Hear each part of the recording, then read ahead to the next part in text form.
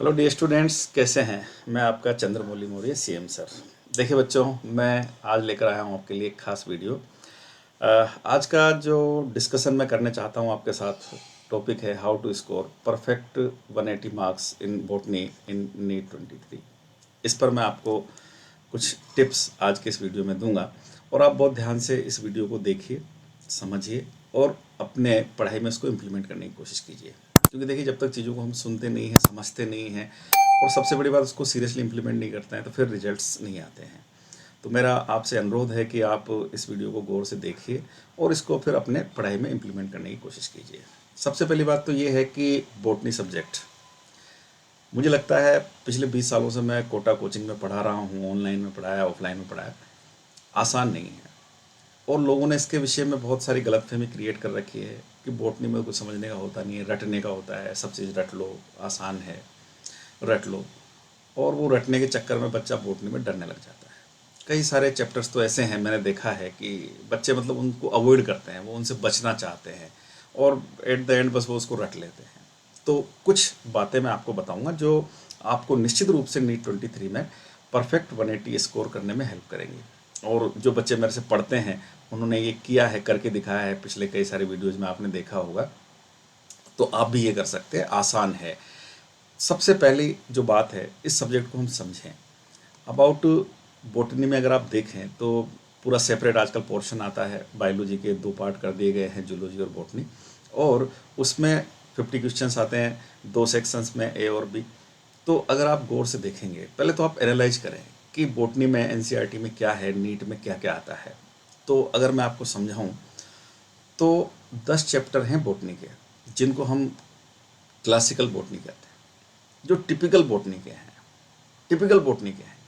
अगर आप 11th और 12th का एनसीईआरटी देखेंगे तो 10 चैप्टर ऐसे हैं जो बिल्कुल क्लासिकल बॉटनी के हैं और 13 चैप्टर ऐसे हैं जो जूलॉजी और बॉटनी दोनों में कॉमन है। यानी जिनके क्वेश्चंस आपको जूलॉजी वाले पोर्शन में भी मिलेंगे नीट में, और जिनके क्वेश्चन आपको बॉटनी वाले पोर्शन में भी मिलेंगे नीट में।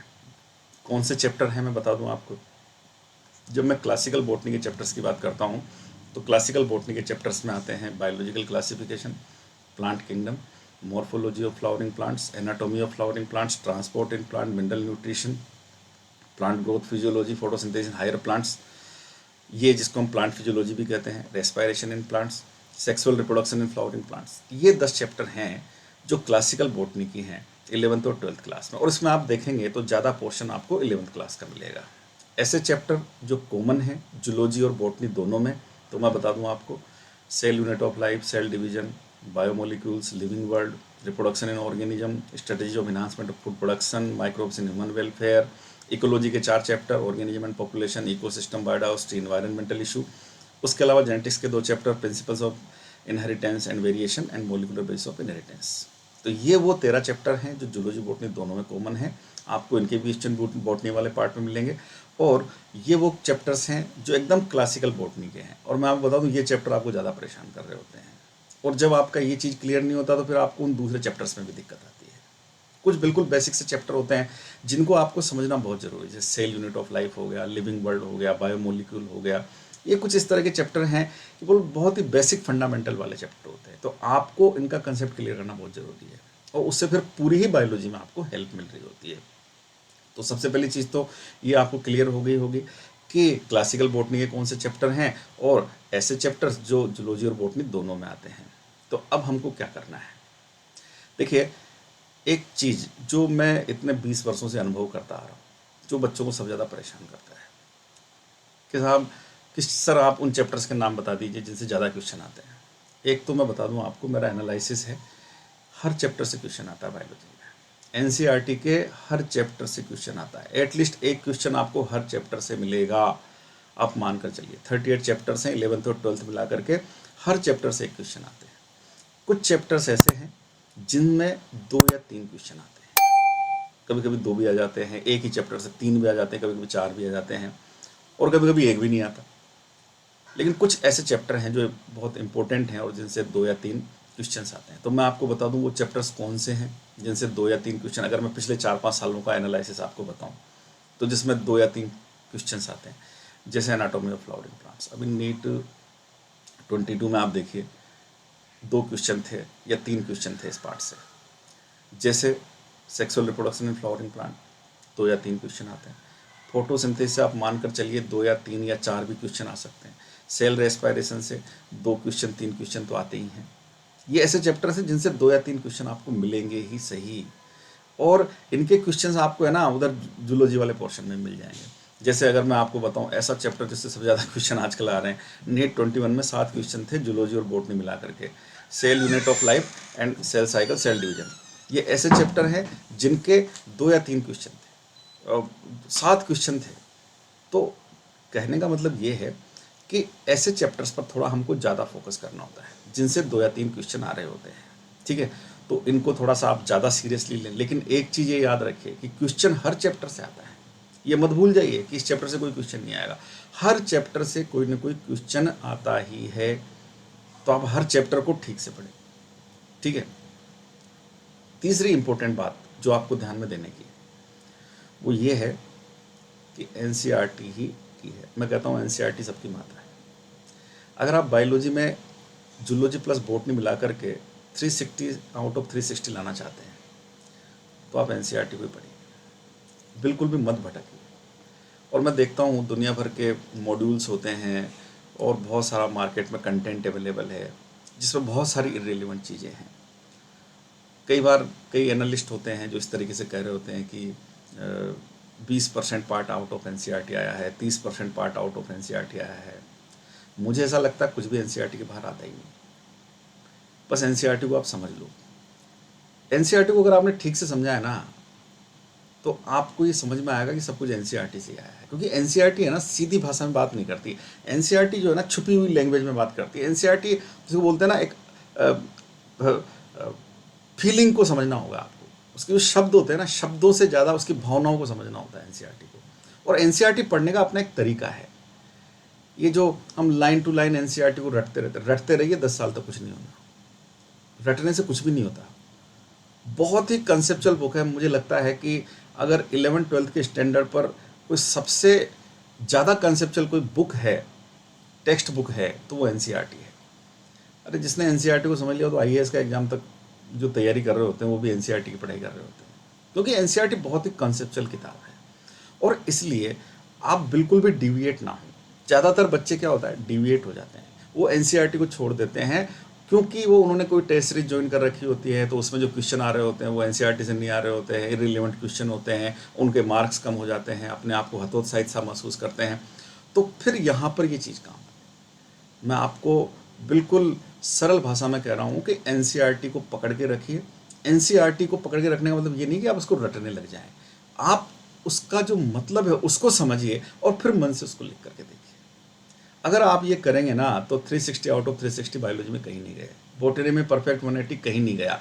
और मेरे तो अनुभव है ना, पढ़ाए हुए सब बच्चों के, मेजोरिटी ऑफ बच्चों के 170 मार्क्स आते हैं बॉटनी में आउट ऑफ 180। 2-4 कोई 1-2 क्वेश्चन कोई गलत हो गया तो हो गया, और बाकी 180 वाले तो हैं ही सही। और उसका एक ही रीज़न, मैं एनसीईआरटी को टू द पॉइंट एनसीईआरटी को समझाता हूँ। मेरे अगर आपने पुराने कुछ वीडियोस देखे हैं और आगे भी उन वीडियोस को मैं डेली डालता रहूँगा, तो उसमें जो चैप्टर है मैं जहाँ डिस्कस कर रहा हूँ आप गौर से देखें। मैं एनसीईआरटी का पहले डिस्कशन करता हूँ, फिर एनसीईआरटी का पैराग्राफ बताता हूँ, देखें ये मैंने डिस्कस किया, अब देखिए इसको एनसीईआरटी में किस तरीके से लिखा हुआ है। तो जब तक एनसीईआरटी की टेक्स्ट बुक में जो लिखा हुआ है, जो वहाँ शब्द है, उनका जो मीनिंग है, उसको अगर आप नहीं समझेंगे तो बड़ा मुश्किल हो जाएगा। आप लाइनें रट करके एनसीईआरटी की क्वेश्चन सोल्व ही नहीं कर सकते, क्योंकि कंसेप्चुअल क्वेश्चन आता है नीट में। ऐसे क्वेश्चंस जो रटने पर आधारित होते हैं 15% क्वेश्चन होते हैं, 20% क्वेश्चन होते हैं जिनके डायरेक्ट कोई एग्जाम्पल बेस्ड क्वेश्चन हुए तो कोई डायरेक्ट जवाब होगा, अन्यथा सब क्वेश्चन कॉन्सेप्चुअल होते हैं। आपको उसमें कॉन्सेप्ट अप्लाई करना पड़ता है और वो सारा कॉन्सेप्ट एनसीईआरटी में लिखा हुआ है। और इसलिए एनसीईआरटी को पकड़ के रखिए, इसको छोड़ना ही नहीं है आपको, ठीक है।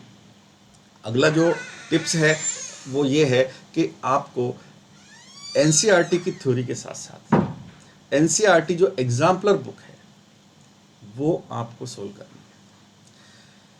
एनसीईआरटी की जो वेबसाइट है ncrt.nic.in, वहाँ पर आपको ये बुक मिल जाएगी एग्जाम्पलर प्रॉब्लम्स करके। मेरा जो ऐप है CMI नीट कॉन्सेप्ट क्लासेज, वहाँ पर भी आपको फ्री कंटेंट में ये बुक मिल जाएगी। इस एग्जाम्पलर बुक में 3 तरह के क्वेश्चन हैं।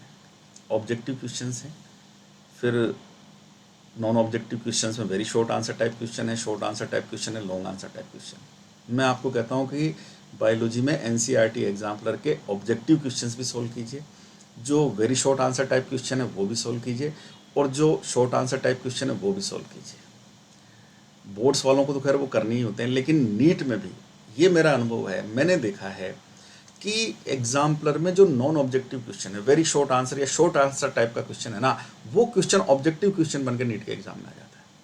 और जहाँ लोग कहते हैं ना कि एनसीईआरटी के बाहर है, तो मैं बता दूं वो क्वेश्चन एनसीईआरटी एग्जाम्पलर से लिया गया है, क्योंकि एनसीईआरटी एग्जाम्पलर में जो एनसीईआरटी की थ्योरी है उस पर बेस्ड क्वेश्चन है, बहुत ही कॉन्सेप्चुअल। और वो चीज़ हमको ऐसा लगता है कि ये तो एनसीईआरटी में है ही नहीं, वो एनसीईआरटी में है, आपने एग्जाम्पलर को सोल्व नहीं किया। अगर आप एग्जाम्पलर को कॉन्सेप्चुअली सोल्व करेंगे, और बहुत कठिन किताब है, नॉन ऑब्जेक्टिव क्वेश्चन तो आपका पूरा दिमाग मत करके रख देंगे एनसीईआरटी एग्जाम्पलर के। मैं कह रहा हूँ आपसे, एनसीईआरटी एग्जाम्पलर सोल्व करना शुरू कीजिए, आपको पता चल जाएगा कि आपको एनसीईआरटी की थ्योरी समझ में आई है कि नहीं आई है। अगर आप ये जांचना चाहते हैं तो आप एनसीईआरटी एग्जाम्पलर बुक जरूर सोल्व करें। तो एनसीईआरटी की थ्योरी, एनसीईआरटी एग्जाम्पलर बुक और प्रीवियस ईयर के क्वेश्चन जरूर सोल्व करें। कई क्वेश्चन होते हैं बच्चों प्रीवियस ईयर के जो रिपीट हो रहे होते हैं, तो उन क्वेश्चंस को आप जरूर सोल्व करें। ये आपको नीट 23 में परफेक्ट 180 लाने में बहुत हेल्पफुल साबित होगा। एनसीईआरटी की थ्योरी, एनसीईआरटी एग्जाम्पलर की प्रॉब्लम्स की बुक्स और प्रीवियस ईयर के क्वेश्चंस। और जैसे मैं कह रहा हूँ कि एनसीईआरटी की थ्योरी को बिल्कुल भी ना रटें, ये रटना छोड़ दीजिए आप। बहुत ही कॉन्सेप्चुअल किताब है, गागर में सागर है एनसीईआरटी, गागर में सागर है। मतलब वहाँ जो कोमा फुल स्टॉप है उनको आप बड़े ध्यान से देखिए, अर्थ ही बदल जाता है। और इसलिए आप ये लाइन बाय लाइन रटना छोड़ दीजिए एनसीईआरटी की। एनसीईआरटी में जो लिखा हुआ है उसका वो आपको तभी समझ में आएगा, आप पूरा पैराग्राफ पढ़ेंगे। तो पूरे केयरफुली उस पूरे पैराग्राफ को पढ़िए, तब आप समझ। और ये कैसे समझते हैं, आप मेरे वीडियो देख लीजिए जिन पर मैंने एनसीईआरटी कुछ टॉपिक्स पर जो वीडियो बनाए हैं, आपको समझ में आएगा कि एनसीईआरटी में लिखा क्या है और उसका मतलब क्या है। और इसलिए एनसीईआरटी की थ्योरी को ना रटें। अगला जो टिप है आपके लिए कि आप परफेक्ट 180 स्कोर कर सकें, बहुत ज़्यादा होता है ये बायोलॉजी, निमोनिक्स बना रहे होते हैं, ट्रिक्स बना रहे होते हैं, सब बकवास है। फालतू के निमोनिक्स ना बनाएं।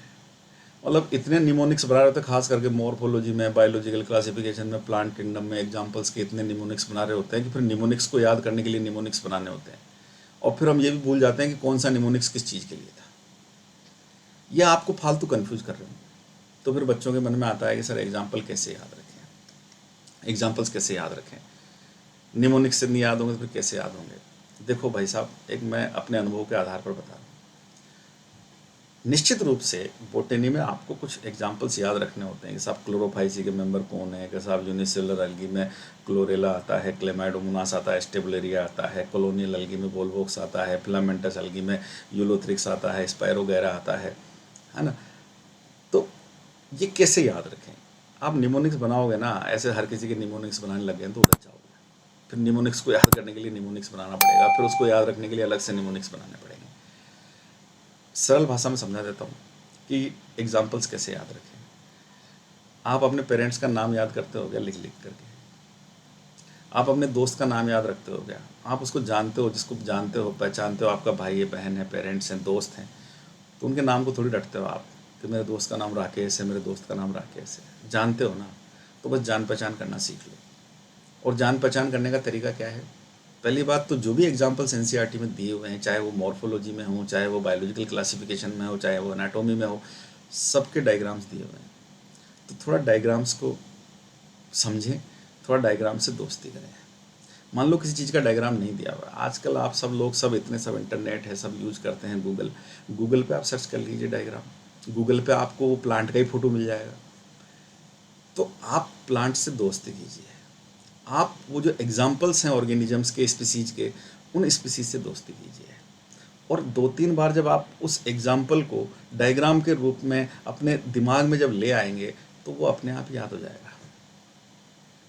और फिर थोड़ा सा आपको उसको लिख करके देखना पड़ेगा। एक तो आदत बना लीजिए, कुछ भी जो पढ़ते हैं ना उसको लिख लिख करके देखें। ये 100% आजमाया हुआ फार्मूला है कि कैसे चीज़ों को लंबे समय तक याद रखा जाए, है ना। मैं इसको इस पॉइंट में आपको डिस्कस कर रहा हूँ। सब बच्चे क्लास में सर नोट्स कैसे बनाएं, नोट्स कैसे बनाएं। कई लोग क्या करते हैं, मॉड्यूल लिया, ये किताब ली, एनसीईआरटी ली, फलाना मॉड्यूल, ढीम का मॉड्यूल, और एक लाइन वो टॉपिक निकाला, एक लाइन एनसीईआरटी की लिखी, एक लाइन उसकी लिखी, एक लाइन उसकी लिखी। अपना समय बर्बाद कर रहे होते हैं। मुझे नहीं पता क्या है ये तरीका जो मुझे सिखाया गया है, जो मैंने सिखाया, जिससे मैंने अपने आप को डेवलप किया है और मेरे बच्चों ने 100% रिजल्ट दिया है। मेरी उन सबसे बातचीत के आधार पर, अपने अनुभव के आधार पर मैं आपसे कह रहा हूँ। पहली बात तो ये नोट्स बनाना छोड़ दीजिए आप। अब आप कहोगे सर सभी कहते हैं नोट्स बनाना, नोट्स बनाओ, नोट्स बनाओ, और आप कह रहे हो नोट्स बनाना छोड़ दो।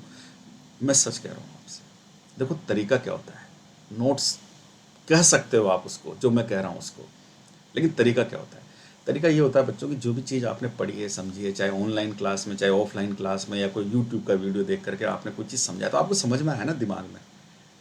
तो जब आप उसको सेल्फ स्टडी में जाते हैं, उसको लेकर के सेल्फ स्टडी में जाते हैं, तो पहली बात अपने मन में उस टॉपिक को रिवाइज कीजिए कि आपने क्या पढ़ा था, सर ने क्लास में क्या पढ़ाया था, या ऑफलाइन क्लास में पढ़ा है, या ऑनलाइन में पढ़ा है, या यूट्यूब पर कोई वीडियो देखा है, या मेरी ऐप पर आपने पढ़ाई की है CMI नीट कॉन्सेप्ट क्लासेज पर।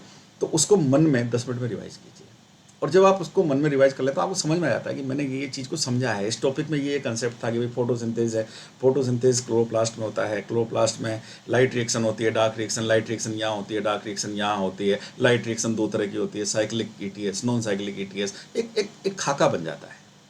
अब ये जो खाका बन गया है ना, जो आपने टॉपिक पढ़ा है, सब टॉपिक पढ़ा है, पहले तो मन में किया, फिर उसके बाद आप उसी चीज़ को, जो आपके कोई मॉड्यूल आप यूज कर रहे हैं तो उसमें पढ़िए, कोई बुक पढ़ रहे हैं थ्योरी की तो उसमें पढ़िए, और नहीं तो फिर एनसीईआरटी तो है ही सही, उसमें तो पढ़ना ही है आपको। फिर उसी चीज़ को आपने मॉड्यूल में पढ़ लिया, उसी चीज़ को आपने एनसीईआरटी में पढ़ लिया। अब एक पूरा एक खाका तैयार हो गया कि हमने ये चीज़ पढ़ी है, और वो 3-4 बार आपके दिमाग से गुजर चुकी है। अब आप क्या करें बच्चों, उसको मन से लिख लिख करके देखें। सबसे इम्पोर्टेंट चीज़, मन से लिख लिख करके देखें। और ऐसे नहीं कि घास काट रहे हैं, स्पष्ट तौर पर लिख लिख करके देखें।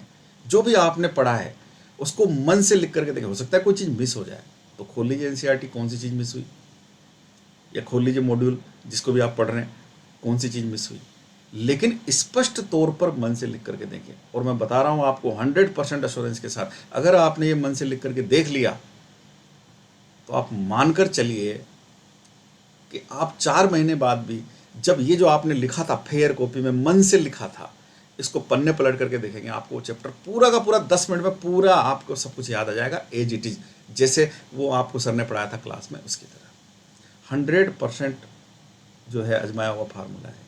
इस पर आप जाइए और आप कोशिश कीजिए कि जो भी चीज़ें आपने याद की है, चाहे वो मोर्फोलॉजी हो, एनाटोमी हो, कुछ भी हो।